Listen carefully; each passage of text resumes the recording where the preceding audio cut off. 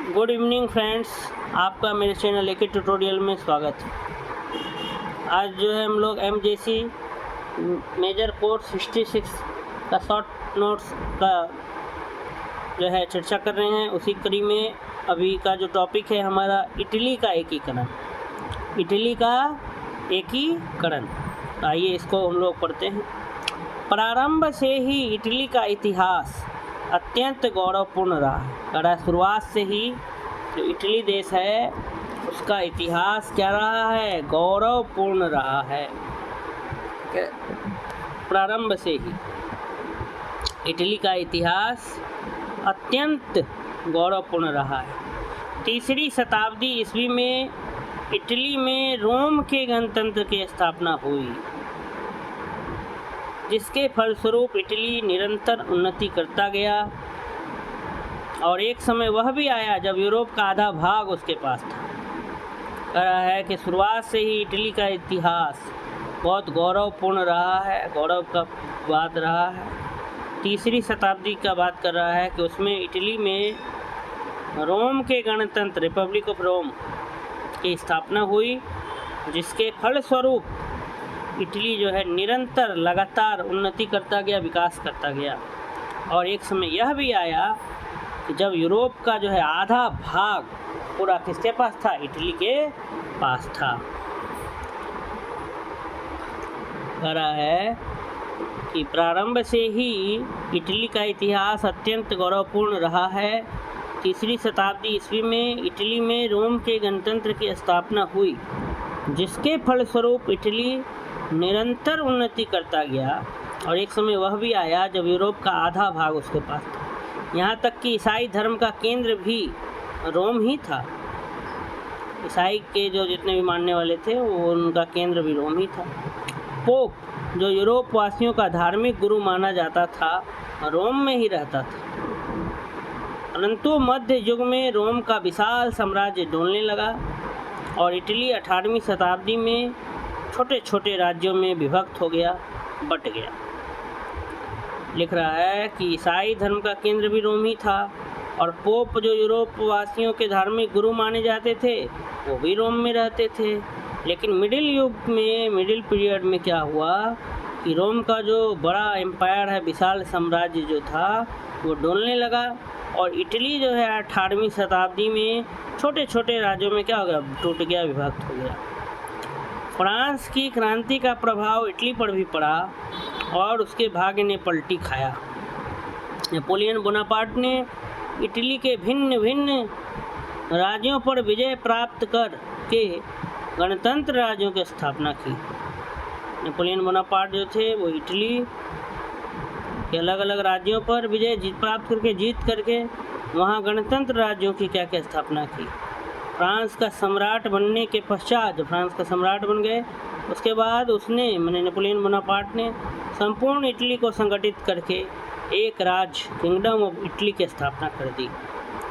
कह रहा है कि जब नेपोलियन बोनापार्ट ने इटली के अलग अलग राज्यों पर विजय प्राप्त कर लिया, जीत लिया और गणतंत्र राज्यों का स्थापना किया, उसके बाद उसे एम्पायर ऑफ फ्रांस बना दिया गया, फ्रांस का सम्राट बन गए। और फ्रांस के सम्राट बनने के पश्चात उन्होंने क्या किया? पूरे इटली को संगठित करके, यूनिफाई करके एक राज्य बनाया, किंगडम ऑफ इटली। नेपोलियन का उदय हुआ और यह राज्य उनके पतन तक स्थापित रहा। किंगडम ऑफ इटली जब तक नेपोलियन का पतन नहीं हुआ था तब तक बना रहा।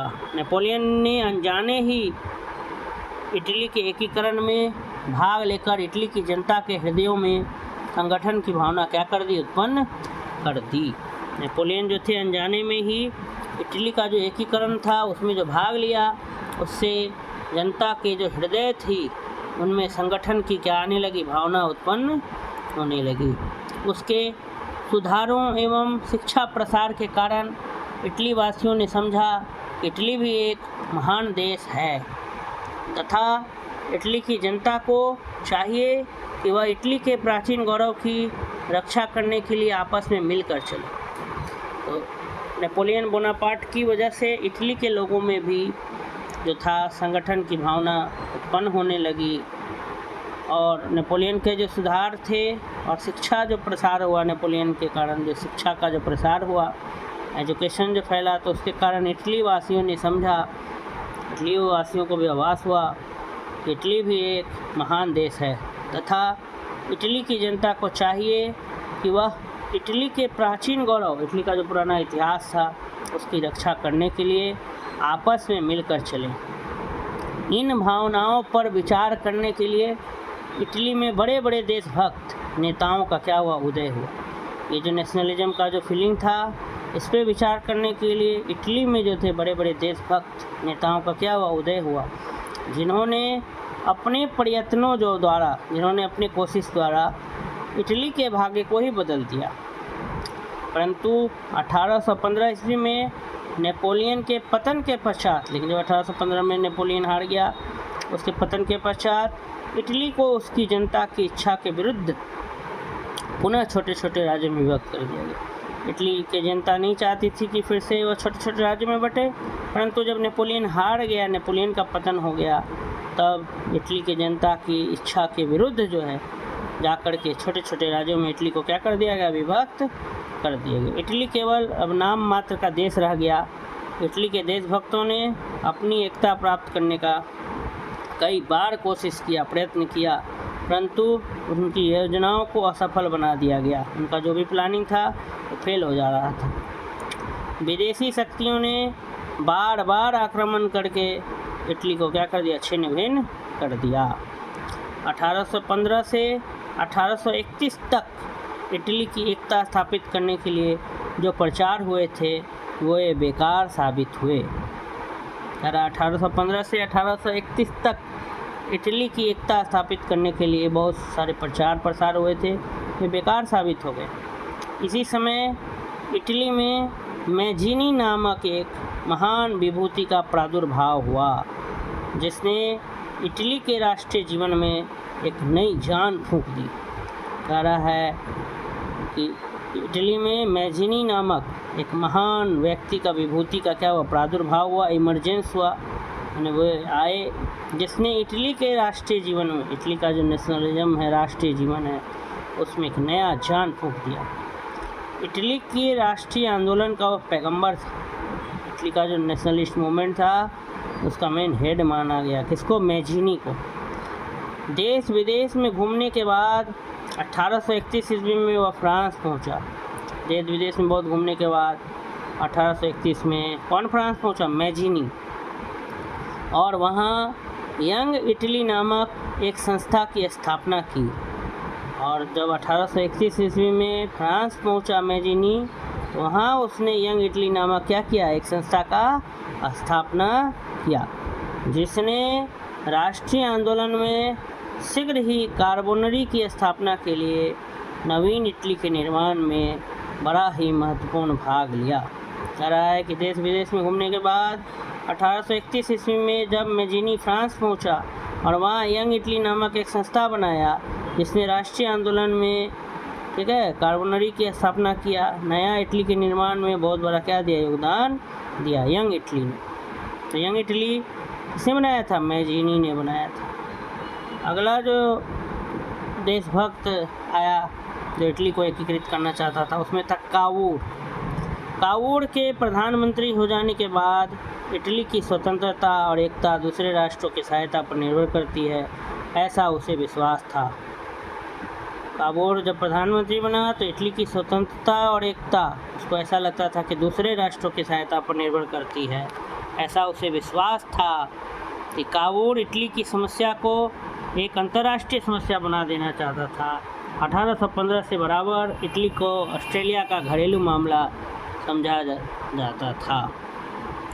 पेरिस की संधि के अवसर पर सन 1856 ईस्वी में कावूर ने इटली के प्रश्न को उठाया और ऑस्ट्रिया के शासन की खूब भर्त्सना की, खूब बुराई की।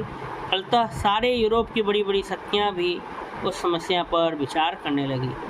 कावूर ने पुनः एक दूसरा कदम उठाकर फ्रांस के शासक नेपोलियन को इटली की मदद हेतु अपनी तरफ मिला लिया। कावूर जो था वो क्या किया, फ्रांस के शासक जो थे नेपोलियन, उसको इटली की मदद से अपनी तरफ मिला लिया। इटली ने राष्ट्रीय एकीकरण को पूर्ण करने के लिए 27 अक्टूबर 1830 को नेपल्स का शासन सम्राट विक्टर इमानुएल को सौंप दिया। इटली ने जो है राष्ट्रीय एकीकरण को पूरा करने के लिए 27 अक्टूबर 1830 को नेपल्स का जो शासन सम्राट थे विक्टर इमानुएल को सौंप दिया।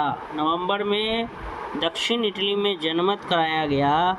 जनता ने ज़बरदस्त बहुमत से इटली के राज्य में शामिल होने की इच्छा प्रकट की। 7 नवंबर को विक्टर इमानुएल के साथ फिर नेपल्स आया। 9 दिसंबर 1860 की नेपल्स के राजमहल में एक भव्य दरबार का आयोजन करके सम्राट विक्टर इमानुएल की संयुक्त इटली का राज सिंहासन अर्पित किया गया।